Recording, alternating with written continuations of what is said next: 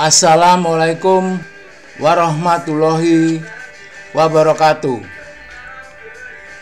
Logika benar seorang dokter, yaitu logika solusi banjir dan kekeringan.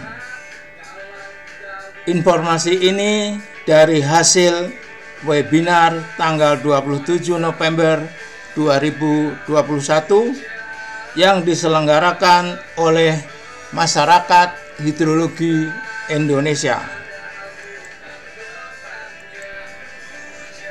Jadi kalau saya ditanya sebenarnya yang anomali dari keadaan Pasifik itu adalah El Nino sebenarnya. La Nina itu adalah fase lebih kuat dari kondisi normalnya. Jadi ketika dia lautnya merecharge sehingga dia siap menghasilkan El Nino lagi. Nah ini apa artinya Bapak Ibu gitu. Jadi artinya adalah ketika dia lebih sering terjadi juga pada saat tahun normal kita juga ada musim hujan gitu kan, berarti kan secara alamiah iklim Indonesia itu sebenarnya lebih sering basah gitu. Nah, ini kesempatan yang baik sebenarnya untuk kita mengantisipasi atau menghadapi kekeringan yang pasti hadir setiap tahunnya, kecuali keadaan yang basah banget, yaitu pada saat musim kemarau, dan pada saat kekeringan yang parah, yaitu pada saat El Nino.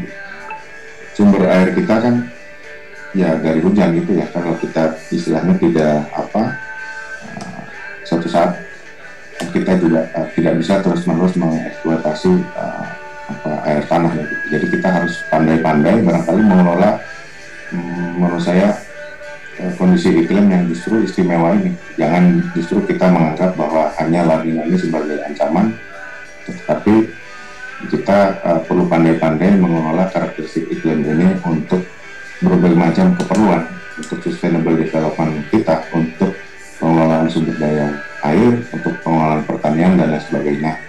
Itu justru ini kesempatan yang dari karakteristik iklim yang sebenarnya sangat baik bisa kita manfaatkan bersama dan bisa kita kelola bersama gitu.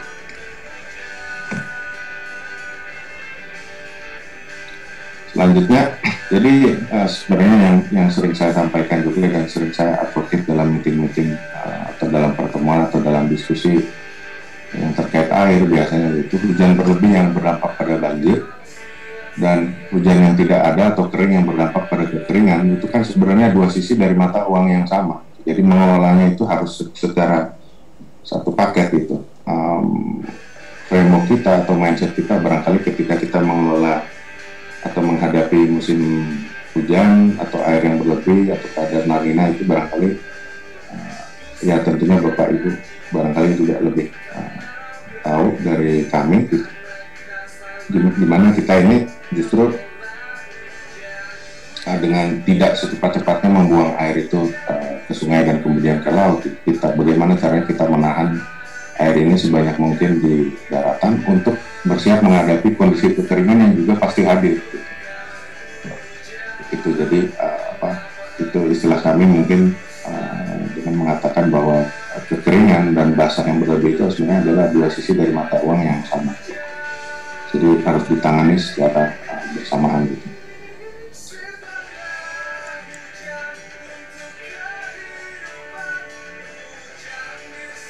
Saya akan perjelas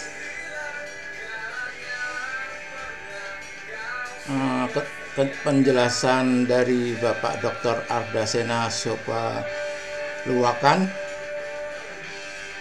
tentang dua sisi dari mata uang yang sama. Hujan berlebih berdampak pada banjir, hujan yang tidak ada atau musim kemarau atau hujannya kurang berdampak pada kekeringan. Itu kan sumbernya dua sisi dari mata uang yang sama. Jadi mengelolanya harus secara satu paket. Jadi yang dimaksud dengan sumbernya dua sisi dari mata uang yang sama Jadi mengelolanya harus secara satu paket. Makna dari informasi Dr. Ardasena adalah dua sisi adalah banjir dan kekeringan, sedangkan mata uang yang sama adalah hujan. Mengelolanya harus satu paket. Ini artinya harus secara benar karena sumbernya satu, yaitu hujan. Dan hujan jumlahnya tetap setiap tahunnya. Dan Dr. Ardasena menyarankan hujan jangan secepatnya dibuang ke sungai lalu ke laut, tetapi harus ditahan di daratan. Kesimpulannya, hujan harus disimpan sesuai Al-Quran surat Ar-Ra'd ayat 17. Fakta dan nyata, hujan itu tetap, anggap 100%. Jadi selama 76 tahun ini, hujan terbuang sebanyak 72% setiap tahunnya dan mengakibatkan banjir. Sisanya tinggal 28%. Maka ini kekeringan di waktu musim kemarau. Jadi jika hujan dikelola dengan benar, yaitu hujan disimpan, misalkan 75%, ini banjir akan menghilang. Dan jika hujan dibuang hanya 25%, kekeringan akan menghilang. Dalam hal ini terjadi hubungan timbal balik atau kebalikannya atau resiprokal antara debit runoff dan debit infiltrasi. Jika debit runoff membesar, maka debit infiltrasi mengecil. Dan sebaliknya, jika debit runoff mengecil, maka debit infiltrasi membesar. Ini artinya kalau debit infiltrasi membesar, tidak ada kekeringan, dan debit runoff mengecil, tidak ada banjir. Jadi, jika hujan dikelola dengan benar, maka banjir dan kekeringan tidak akan terjadi. Ini yang dimaksudkan oleh Bapak Dr.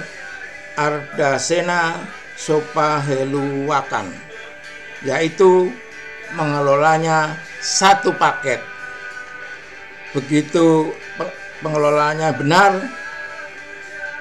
akhirnya bencana banjir dan bencana kekeringan tidak akan terjadi. Demikianlah informasi dari saya. Billahi taufik wal hidayah. Wassalamualaikum warahmatullahi wabarakatuh.